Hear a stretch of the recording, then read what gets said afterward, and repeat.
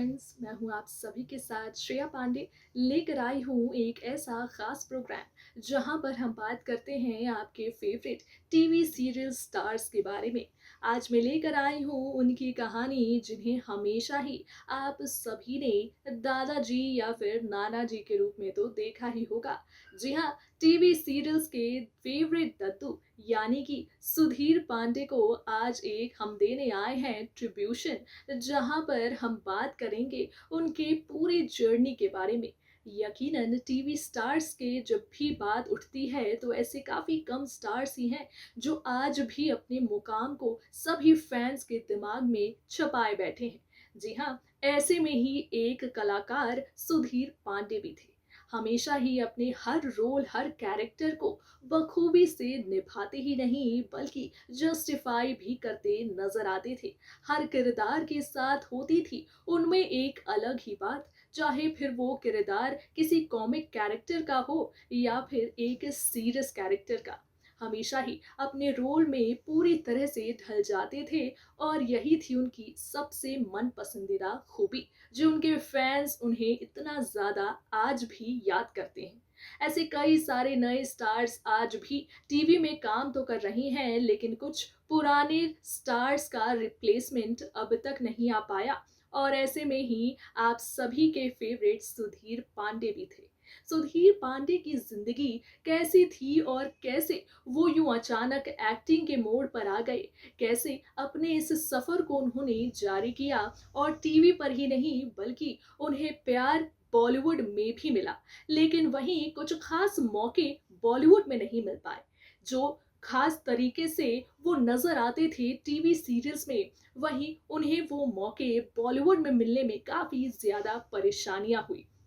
यहाँ तक कि काफी लंबे समय से एक्टिंग की दुनिया में काम कुछ कर चुके सुधीर पांडे को बॉलीवुड के किसी अच्छे प्रोजेक्ट्स में भी काम करने से पहले ऑडिशंस देने पड़ते थे। यकीनन ये खुद में एक काफी बुरी खबर है आप सभी फैंस के लिए, क्योंकि जहां टीवी पर अपना अच्छा जादू चला चुके थे तो यकीनन अगर बॉलीवुड में भी उन्हें मिलते बड़े बड़े मौके तो और भी ज्यादा उन्हें फैंस को इंतजार होता उनके अपकमिंग मूवीज और उनके जलवे देखने के लिए। पर ऐसे में क्या कुछ वो वजह रही, कैसी रही सुधीर पांडे की करियर की पूरी जर्नी, आइए आप सभी को बताते हैं हमारे इस स्पेशल रिपोर्ट में। सुधीर पांडे की कहानी को आज कुछ इस तरह पेश करते हैं। 22 दिसंबर 1963 उत्तराखंड के काशीपुर में एक बच्चे का जन्म हुआ था। उस दौर में उत्तराखंड का कोई खास अस्तित्व तो नहीं था और काशीपुर तब उत्तर प्रदेश का हिस्सा था। ये बच्चा अपने परिवार के लिए बेहद खुशकिस्मत साबित हुआ। इस बच्चे के जन्म के कुछ ही दिनों बाद इसके पिता की नौकरी ऑल इंडिया रेडियो दिल्ली में लगी और देखते ही देखते इस बच्चे के पिता भारत के सबसे मशहूर रेडियो समाचार वाचक बन गए। ये बच्चा कोई और नहीं, ये है सालों से अभिनय की दुनिया में कामयाब और आज भी फिल्मों में काम कर रहे अभिनेता सुधीर पांडे। सुधीर पांडे को आपने कई धारावाहिक में देखा होगा, ढेरों फिल्मों में चरित्र अभिनेता के तौर पर देखा होगा। कई दफा इन्होंने आपको हंसाया होगा तो कई दफा गुस्सा भी दिलाया होगा। सुधीर पांडे का बचपन अपने परिवार के साथ दिल्ली में ही बीता। इनकी पढ़ाई लिखाई भी दिल्ली में हुई। बचपन में अक्सर सुधीर पांडे गर्मियों की छुट्टी में अपने होम टाउन अल्मोड़ा और अपने गांव पाटिया में बिताया करते थे। कहना चाहिए कि सुधीर पांडे को अभिनय की प्रतिभा विरासत में मिली थी, क्योंकि इनके पिता एक मंझे हुए अभिनेता थे। हालांकि नौकरी की शर्तों के चलते वो कभी भी फिल्मों में तो अभिनय नहीं कर सके, लेकिन कई रेडियो नाटकों में उन्होंने जरूर बेहद शानदार काम किया था। उस दौर में वैसे भी लोगों के पास मनोरंजन के नाम पर सिनेमा और रेडियो ही दो माध्यम हुआ करता था। वहीं बताते चले कि अभिनेता बनने का सुधीर पांडे का सपना हर दिन परवान चढ़ रहा था, लेकिन दूसरी तरफ इनके पिता नहीं चाहते थे कि ये भी कि एक्टिंग के इस दुनिया में कभी सुधीर पांडे भी कदम रखे। उनके पिता देव देवकी नंदन पांडे जानते थे कि सिनेमा के क्षेत्र में पहचान बनाना एक बेहद कठिन कार्य है। कई ऐसे लोग हैं जो इस क्षेत्र में नाम कमाने का सपना लेकर आए हैं और फिर गुमनामी के अंधेरे में डूब गए हैं। देवकी नंदन पांडे ये भी सोचते थे कि भारत में सिनेमा हर दिन कमर्शियल हो रहा है और अब कला की केंद्र यहाँ कम होने लगी है। पर वहीं पिता से फिल्मों में काम करने की परमिशन मिलने के बाद सुधीर बेहद खुश हुए थे। हालांकि पिता ने ये शर्त भी रखी थी कि उन्हें कम से कम ग्रेजुएशन को करना ही पड़ेगा पूरा। सौ पिता के बात वहीं पिता की बात मानते हुए सुधीर पांडे ने दिल्ली के हस्तिनापुर कॉलेज में बीएससी में दाखिला ले लिया। साथ ही सुधीर पांडे दिल्ली में थिएटर्स में भी हिस्सा लेने लगे थे। रेडियो पर होने वाले नाटकों में काम करना इन्होंने जारी रखा। इस तरह सुधीर पांडे अपनी ग्रेजुएशन के दौरान खुद को अभिनय करियर के लिए पॉलिश करने लगे। इस समय तक भारत में टीवी अपने शुरुआती दौर में आ चुका था और हफ्ते में एक या दो बार टीवी पर लाइव नाटक देखिए जाने लगे थे Sudhir Pande. Black and white TV के इस दौर में सुधीर पांडे को भी नाटकों के जरिए टीवी पर आने का मौका मिला। सुधीर कहते हैं कि दिल्ली में ग्रेजुएशन के वो 3 साल उनके जीवन के सबसे अहम 3 सालों में से एक थे।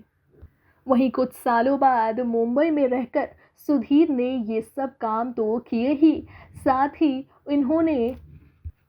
इन्होंने इंडियन पीपल थिएटर को भी ज्वाइन कर लिया।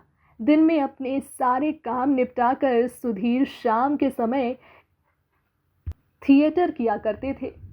साथ ही साथ एक दफ़ा ये एक नाटक कर रहे थे जिसका नाम था कलंक।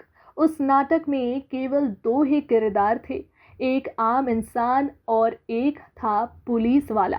सुधीर पांडे ने इस नाटक में आम इंसान का किरदार निभाया था।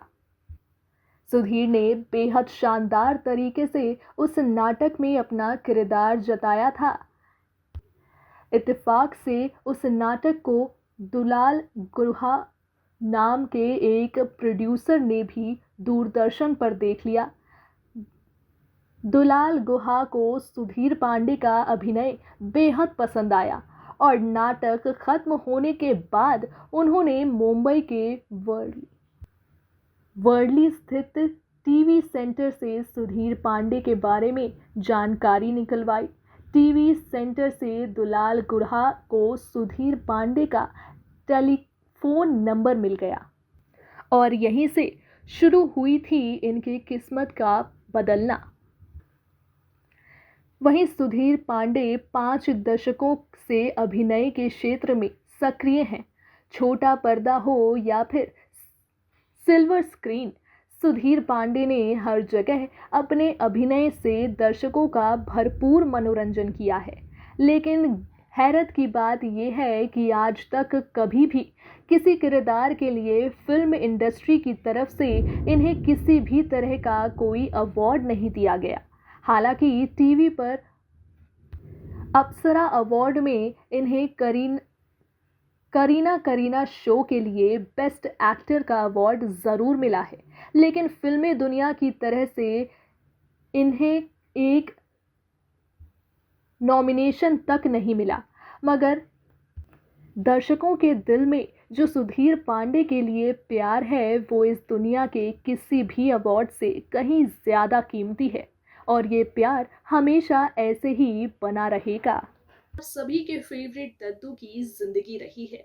यकीनन बॉलीवुड या यूं कहें कि एक्टिंग की पूरी दुनिया में ही आने से पहले हर कलाकार को अपनी जर्नी तय करनी होती है और इस जर्नी इस सफ़र की बात करें तो कोई भी कलाकार इस बात से अनजान नहीं कि इस पूरे ग्लैमर वर्ल्ड में काफ़ी स्ट्रगल है।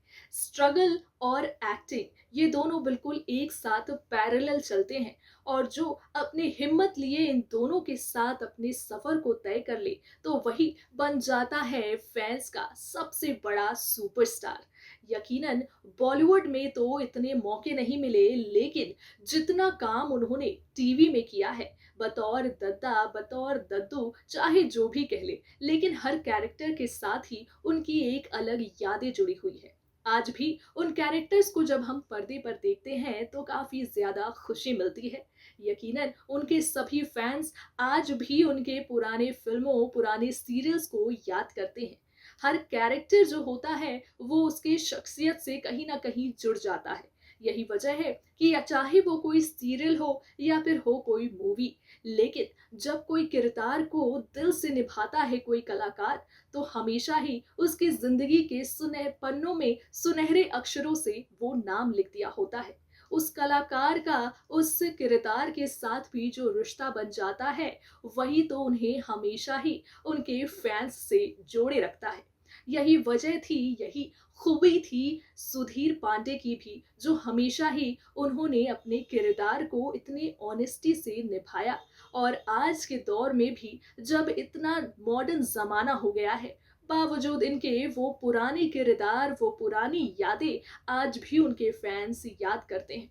और इसी बहाने कई बार सुधीर पांडे का नाम उनके फैंस के दिल में गूंजता है। ऐसे कई सारे सुपरस्टार्स हैं जो बॉलीवुड या फिर डेली सोप की दुनिया को इतना कुछ दे कर गए हैं। यकीनन ऐसी यादें ही फैंस को हमेशा इस इंडस्ट्री से जोड़े रखता है। ऐसे ही कुछ खास स्टार्स की कहानी लेकर हम एक बार फिर से हाजिर होंगे आप सभी के पास। तब तक के लिए दीजिए मुझे इजाजत, रखिए अपना ख्याल। Tata bye bye and take care.